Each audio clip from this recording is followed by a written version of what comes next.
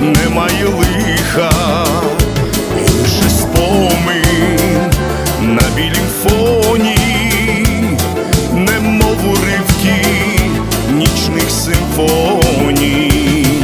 Звучала скрипка, звучала тривожно і ніжно, звучала скрипка, звучала побожно і грішно, звучала скрипка, звучала небесна сила.